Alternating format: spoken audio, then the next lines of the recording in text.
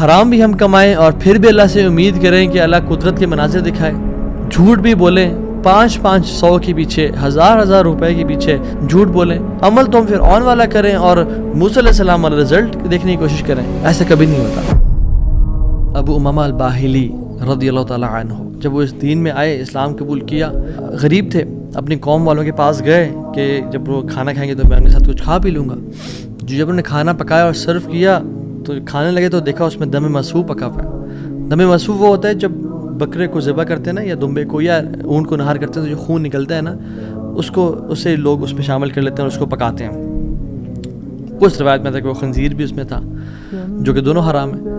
تو انہوں نے شدید بھوک کی حالت میں سے ہاتھ بڑھایا اور دیکھا دم مسفوح ہے تو اس کو چھوڑ دیا اور کہا یہ ناجائز اور حرام ہے. تو قوم والوں نے کہا تمہیں بڑا حرام حلال کی پرواہ، تم کون، تمہیں کیا ہوا؟ کہتے ہیں کہ میں ایمان لے کے آ گیا ہوں اللہ تعالیٰ پہ اور اللہ کے نبی صلی اللہ علیہ وسلم پہ، میں نے اسلام قبول کر لیا. تو انہوں نے کہا کہ اچھا ٹھیک ہے، بڑے تم آئے ہو نیک، جیسے آج کل کے لوگ کہتے ہیں نا تم بڑے مولوی ہو گئے ہو. اور نہیں کہا کہ تم بڑے مولوی ہو گئے ہو، تمہیں تمہارا دین مبارک ہو، بہرحال یہی کھانا تو یہ تم نے کھانا تو کھاؤ، نہیں کھانا تو نکل جاؤ یہاں سے.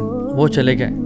دور جا کے لیٹے کہتے ہیں میں تھوڑی دیر کے لیے آنکھ لگائی اور بھوک کی شدید حالت تھی. تو جب میں نے حرام کا انکار کیا تھا، مجھے اللہ رب العالمین سے امید تھی، اس قادر قدیر سے امید تھی.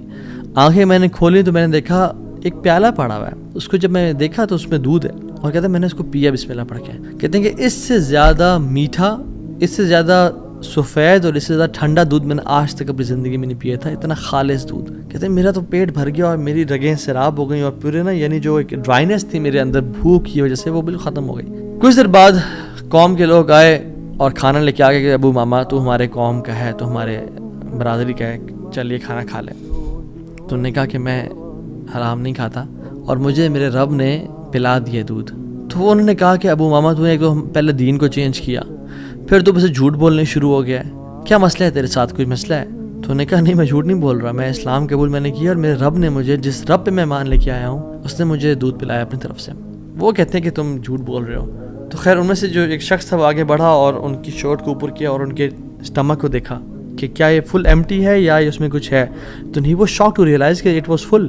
وہ بڑے حیران ہو گئے. تو انہوں نے کہا کہ جس رب پہ میں مان لے کے آیا ہوں نا اور میں نے حرام کے لقمے کا انکار کیا ہے، اس رب نے مجھے دودھ پلایا ہے. اور ابو امامہ الباہلی رضی اللہ عنہ کی یہ کیفیت کو دیکھ کے ان کا سارا قبیلہ انہوں نے اسلام قبول کر لیا. تو اگر ہم حرام کا انکار کرتے ہیں اپنی زندگی میں، we make it a point کہ حرام لقمہ ہم نے نہیں کھانا، تو اللہ تعالیٰ کس طرح سے اپنی قدرت کے مناظر ہمیں دکھائیں گے. دیکھیں ہمیں اگر اللہ تعالیٰ کی قدرت کے مناظر اپنی زندگی میں دیکھنے ہیں نا، اور ہم چاہتے ہیں کہ اللہ تعالیٰ ڈائریکٹ انٹرفیئر کریں اور ہماری زندگی کو آسان کریں، تو ہم نے حرام لقمے سے دور رہنا ہے. کہہ دیں لوگوں کو کہ نہیں کریں گے ہم بینک کی جاب، نہیں کھائیں گے ہم سود، نہیں بولیں گے ہم جھوٹ، ہاں بھوکے مر جائیں گے لیکن ہم گناہ نہیں کریں گے، ہم جھوٹ، ہم حرام لقمہ نہیں کھائیں گے.